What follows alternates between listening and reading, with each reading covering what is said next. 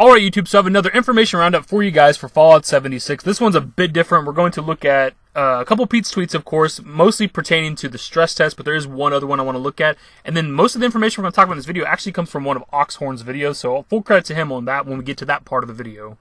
So first up, I want to look at this stress test stuff because a lot of people are upset that Microsoft, Xbox is getting the stress test first and nobody else is. But you guys got to remember they have a working relationship with Microsoft. We're getting the beta first on Xbox as well, so it's not even like at all shocking that Xbox would get the stress test first. But P. Hines has clarified on Twitter that if there is a need for a stress test on PS4 and PC, they will do it. So this guy tweeted and said, again, no love for PS4 or PC Bethesda fans, real nice. And P. Hines replies with, the Xbox test is first, so naturally they need to stress test there first. If they do it for other platforms, it would be similarly in advance of the full beta. So if we take what P. Hines is saying here, the Xbox stress test is happening exactly 10 days before the beta starts for Xbox. It's happening on the 13th. The beta starts for Xbox on the 23rd. So if we take what P. Hines is saying here, then you guys on PS4 and PC should potentially be getting a stress test around the 20th of October. There's no guarantee that you guys will be getting a stress test, and there's no guarantee that it'll even be on the 20th. It could be a few days before, a few days after, but I don't see why they wouldn't also want to stress test the servers for PS4 and PC. This one I found to be very strange because this chick tweets at P. Hines and says, I'm doing the stress test Saturday. What is the best course of action if I experience a bug? Will there be a dev on all servers I can report to, or specific Twitter account or forum? I'm so excited. He replies with, Reddit or forums or whatever you'd like. This is more about stressing / breaking back-end stuff, breaking things down and turning them back on to see what happens. So much of what they need to know will be visible only to them. The issue here, as most of you probably already know by now, is that the stress test is under an NDA, but we have one of the higher-ups at Bethesda, one of the top guys at Bethesda, Pete Hines, telling this girl that she can talk on Reddit or forums or whatever she'd like about the stress test, which doesn't make any sense because it entirely contradicts an NDA. So at this point, I have literally no idea what to believe anymore. If you're a part of the stress test, I still probably would avoid posting pictures and gameplay and other things like that just because you don't know. I wouldn't listen to Pete Hines in this situation. And one last Pete's tweet that I wanted to look at is something that you guys already know. If you watch my channel, I've already talked about this, but I've had people try to argue that you could not fast travel away from another player shooting at you because they would technically be an enemy. And P. Hines right here spells it out for you. You can fast travel when you're being attacked by someone you don't want to engage with, e.g. they're trying to murder you. Once you've willingly engaged in a PvP fight, the other player is now treated like any other enemy. You can't fast travel when there are enemies nearby. So for those people that tried to argue with me last time when I mentioned this, you're completely wrong. P. Hines clarifies right here, and this is a very, very strong anti-griefing mechanic. If any other players are shooting at you, just fast travel away. And yes, once y'all are actually in a PvP situation, they shoot at you, you shoot back, y'all are doing full damage, trying to kill each other, then obviously you cannot fast travel away, because now they are an enemy. It's pretty obvious.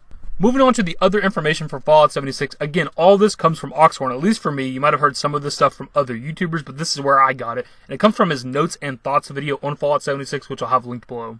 So first up, what I thought was pretty damn crazy is there are 70,000 different items in this game, in Fallout 76. That's between, the random junk items, probably settlement-based stuff, weapons, armor, chems, everything. Just there's 70,000 different items. And I don't know how that compares to previous Fallout games. I don't know how that compares to Fallout 4. Because Fallout 4 obviously had a lot more junk and items than, say, Fallout 3 or New Vegas. So I don't know how this compares exactly to Fallout 4. Or how it compares to any other games that have random items. Next up, we know that crafting chems is returning in Fallout 76. They'll probably have all the same chems that Fallout 4 had. And probably more as well. But we have a couple little updates to this. For starters, there are such things as diluted chems that you craft differently than regular chems. It'll give you pretty much half the benefits. Like if a stim pack were to heal you for say 100 HP, a diluted stim pack would heal you for around 50. Speaking of stim packs, they actually work differently in Fallout 76. It's almost a mix between like Fallout 3 New Vegas stim packs and Fallout 4 stim packs because they give you a good chunk of health at first and then the rest of the healing is over time.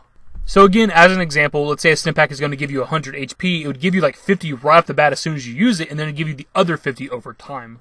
The other chem-related info is that you actually can only have one chem active at a time, so this means you can't like hit yourself with a jet, a medic, a psycho, and then go in and try to fight somebody, because you have to only choose one at a time. So this is pretty interesting, and I'm wondering if stim packs count as chems. So like if I hit myself with a medic or a psycho to go into a fight, as long as that's active, am I allowed to even heal at all?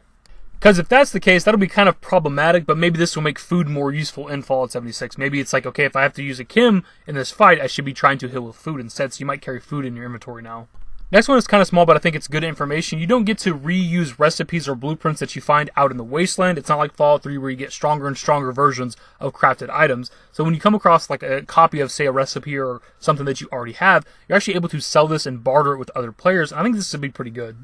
Once you've used up a recipe or a blueprint, you have no need for another one. So these become very good, probably sought after items, I'd imagine. These will probably be something that you could sell for a decent amount. This next one I've actually heard from other videos, but I'm just putting in this video because I haven't talked about it yet. You can actually wear like outfits and clothing over your armor, and it won't like get rid of your armor or affect your armor rating. I think this will be pretty cool because I'm not a big fan of some of the armors we have in the Fallout series, so it'd be nice if you come across like a really cool outfit that you like. You can just throw it over your stuff and it won't get rid of your armor. Because like when you think about it, like in the Fallout series, there's a good chunk of the outfits and clothing and armors that are useless, like the Wastelander outfits and like the flannel and jeans outfit in Fallout 4, like all these outfits that have practically no armor rating. Why would you ever use them? They now actually have a use because you can put them over your armor. I think that's pretty badass. Some rather big information we got from Oxhorn's video is there's actually traveling merchants and traveling traders in Fallout 76. We knew there was NPC vendors, like robot vendors and NPC trade stands all throughout the map of Fallout 76, but we now know that there's actually traveling merchants. In his video, he actually comes across a super mutant merchant. Yes, you heard me right, a super mutant merchant that has like a Brahmin with him, and you can like walk up to him and just trade with him like you would any other trader. So that also means that we have friendly super mutants in the game. This is something that I've been saying for months now. When people started freaking out about the lack of human NPCs, I've been saying for a long time now, there's probably still going to be friendly super mutants, probably friendly ghouls, friendly scorched, whatever. So hopefully this indirectly confirms that there might be some NPCs in the game outside of robots that we can actually get quests from. Some other pretty big information that we got from Oxhorn's video is that the party leader in a group can actually share quests amongst the people in the group. And once a quest is completed, you still get the rewards and the benefits from that quest, even if you actually never participated in it. Because Oxhorn was getting caps and stuff when he wasn't even with his group. He's out exploring by himself. And if you guys remember our last info video, I believe it was, this actually contradicts something Pete Hines said, where he told somebody on Twitter that every single person would have to activate and start a quest to be able to complete it. But this is entirely not true because the party leader can actually hand out quests to other people. And the last thing I want to mention, it's either big or small, depending on how you look at it. It looks like you can actually gather the codes for nukes entirely solo, because when Oxhorn was trading with one of the Bethesda developers, in his inventory was an item that's just called Nuclear Keycard. It wasn't Nuclear Keycard 1, 2, or 3, or A, B, C, or Alpha, Bravo, Charlie, nothing like that. It was just called the Nuclear Keycard, so this would kind of insinuate that you only need a certain amount of these to actually launch a nuke, so it'd be entirely possible for you to go out and collect these by yourself. To me, this is great. This is just another thing that you can do by yourself that promotes solo play. You can actually launch a nuke entirely by yourself. So for me personally, I don't care about actually launching the nukes. So I think I'm going to go out of my way to get the nuclear keycards, but sell these off to players that actually do want to push the button, because you don't have to be the one that launches the nuke. You can go to the area that gets blown up and reap the benefits and the rewards from killing the high-level enemies and getting whatever the rare resources are that are there. You don't have to be the one that pushes the button. So I don't care about that personally. So if I get some keycards, I'm going to be trading them bitches off.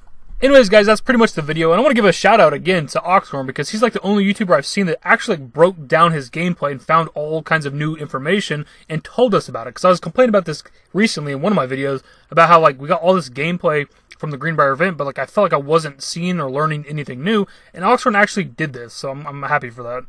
I really want to know more about this NDA for the stress test, not because I'm a part of it, not because I want to upload a lot of gameplay on my channel. No. Of course not that. But I do want to know what's going on, because Pete is really contradicting the NDA here. Somebody needs to ask him about this directly. Maybe I will. Hopefully you guys enjoyed the video, and if you did, give it a thumbs up, subscribe to the channel if you guys are new, turn on notifications, follow me on Twitter at TheDashingDavid, at my Discord. Links to my social networks are in the description and in the outro. Later, guys. Give me forever for a while, give me forever for a while, quit acting like